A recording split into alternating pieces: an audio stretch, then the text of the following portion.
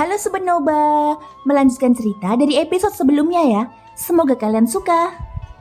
Proses penerimaan warisan dariku mungkin sedikit menyakitkan, tapi sebagai raja jahat, rasa sakit ini seharusnya bukan apa-apa. Ucap Jin Huan-sen. Aku akan tahu jika aku mencobanya. Ucap Xiaoyan.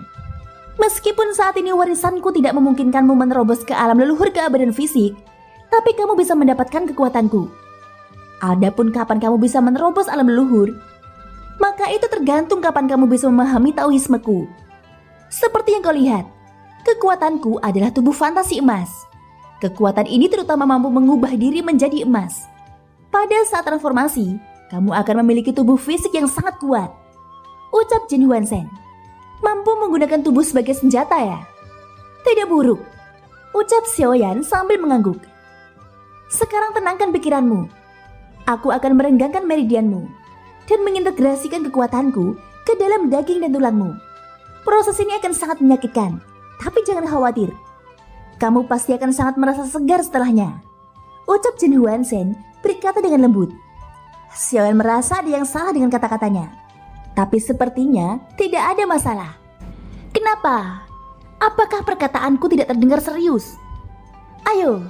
Warisan kekuatan dewa fantasi emasku adalah impian banyak orang. Sekarang aku menyerahkan kekuatanku padamu. Ucap Jin Huan-sen. Apakah aku akan berubah menjadi emas? Ucap Xiaoyan berkata lagi. Jin Huan-sen tidak berencana untuk terus berbicara omong kosong. Baginya Xiaoyan harus diberi pelajaran. Segera tubuhnya bergerak dan tubuhnya menghilang. Dia berubah menjadi sinar emas yang langsung menuju tubuh Xiaoyan. Jin Huan-sen sepertinya telah berubah menjadi serpihan kecil lalu memasuki bagian dalam tubuh Xiaoyan. Xiaoyan tampak tenang. Pada awalnya dia tidak menyadari adanya ketidaknyamanan, tapi dia segera merasa ada yang tidak beres. Sepertinya ada banyak tentakel yang memanjang di dalam tubuh Xiaoyan. Itu mulai menempati seluruh meridian di tubuhnya. Saat rasa sakit itu tiba-tiba datang, Xiaoyan tidak bisa untuk tidak mengeluarkan teriakan menyakitkan. Dia merasa seolah semua meridian di tubuhnya rusak. Seluruh tubuhnya sangat sakit sehingga dia tidak bisa berdiri. Rasa sakit seperti ini terasa seperti meridian di tubuhnya terkoyak. Terkadang mereka saling terkait dan terjerat satu sama lain. Mengapa kamu melolong? Ini baru saja dimulai. Ucap Jin Huan-sen, suaranya terdengar di benak Xiaoyan. Semua meridian di tubuh Xiaoyan rusak. Seluruh tubuhnya terasa lumpuh. Apa yang sedang kamu lakukan? Ucap Xiaoyan sambil mengerang kesakitan. Dibandingkan dengan tubuhnya yang hancur, rasa sakit seperti ini membuatnya semakin tidak berdaya. Tanpa menunggu Xiaoyan berbicara, otot-otot di tubuhnya mulai mengalami atrofi. Bentuk tubuhnya mulai berubah. Sepertinya banyak daging dan darah yang hilang. Energi dan darah di dalam tubuhnya dengan cepat dihilangkan. Alis Xiaoyan berkerut. Dia tidak tahu apakah Jin Huan-sen ini punya konspirasi lain. Untuk menerima warisanku, kamu perlu mengubah meridianmu. Tubuhmu harus berada dalam kondisi terlemahnya sebelum kamu dapat melanjutkan. Ambil nafas dalam-dalam. Tenang saja, pusing adalah hal yang normal dan akan hilang dalam beberapa saat. Ucap Jin Huan-sen. Sebaiknya kamu tidak berbohong padaku. Ucap Xiaoyan menggertakkan gigi dan menahan rasa sakit.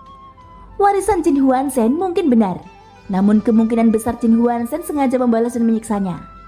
Xiaoyan mengaum kesakitan. Dia bisa merasakan bahwa setelah semua meridian di tubuhnya rusak, pembentukan kembali dimulai lagi. Meridian di dalam tubuhnya telah mengalami perubahan yang mengejutkan. Saat ini tubuh Xiaoyan sudah bersinar dengan cahaya keemasan. Seluruh darahnya berubah menjadi emas. Dan meridian ini masih meluas hingga ke dalam daging dan darah. Xiaoyan hanya bisa bertahan dalam kesakitan. Wajahnya dimandikan oleh keringat dan tubuhnya sudah sekurus kayu. Namun pada titik kurus ini, energi dan darah yang kuat tiba-tiba mengalir. Sementara Xiaoyan masih dalam kondisi terobosan, Xin diperlihatkan di luar kota Wu. Di tempat Zhonggu dan yang lainnya berada saat ini, mereka mendengar suara deru-derap dari kejauhan. Mereka mengangkat kepala satu demi satu untuk melihat ke arah suara itu.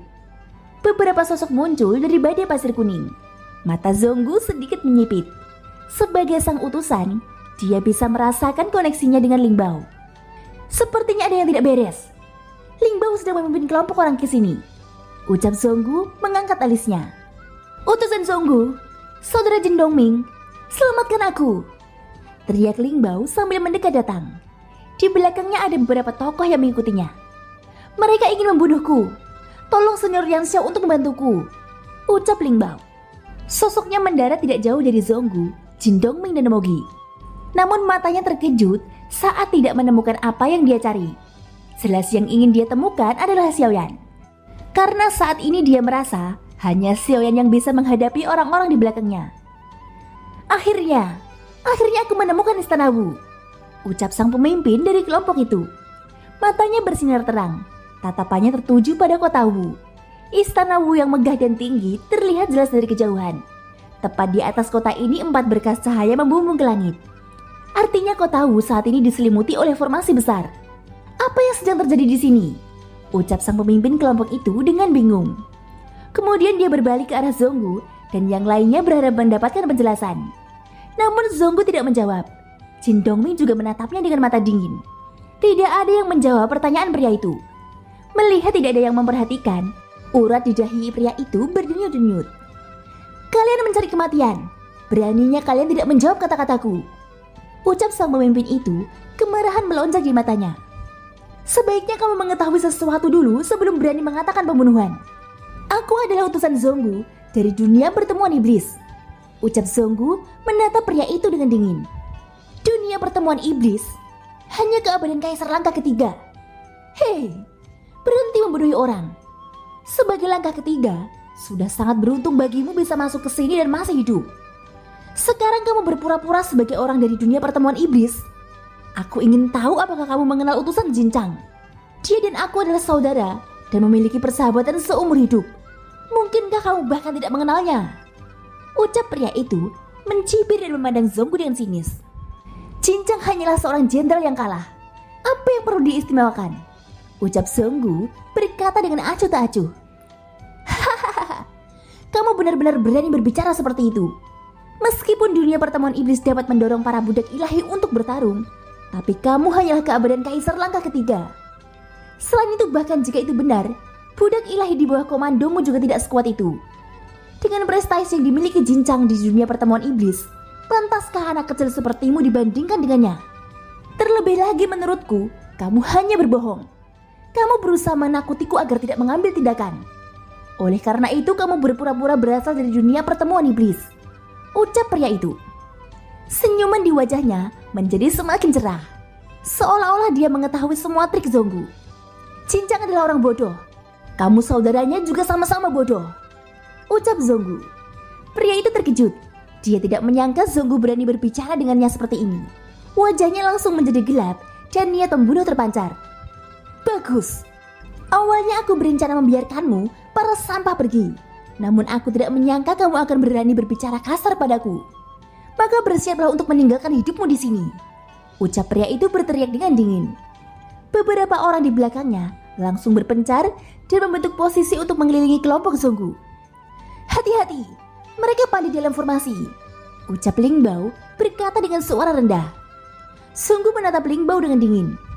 Jadi kalau bukan karena formasi mereka, kamu pasti sudah lama kabur dari sini bukan? Ucap Zonggu. Ling Bao tercengang saat mendengar ini, lalu melambaikan tangannya. Kata-kata utusan Zonggu terlalu serius. Beraninya Ling Bao melarikan diri. Aku hanya terjebak oleh formasi mereka. Jika tidak, aku tidak akan meninggalkan tim, ucap Ling Bao menjelaskan dengan suara rendah. Rupanya dia takut didengar pihak lain dan akan memalukan jika diungkapkan secara langsung. Zonggu tidak berbicara apa-apa lagi. Adapun cara menghadapi Ling Bao, Xiaoyan akan memutuskannya sendiri. Sekarang yang terpenting adalah mengatasi tim musuh yang menyerangnya. Thank you guys sudah mendengarkan ceritaku di episode kali ini. Ikutin terus kelanjutan episode-episode berikutnya ya. Semoga hari kalian menyenangkan. Sampai jumpa dan bye-bye.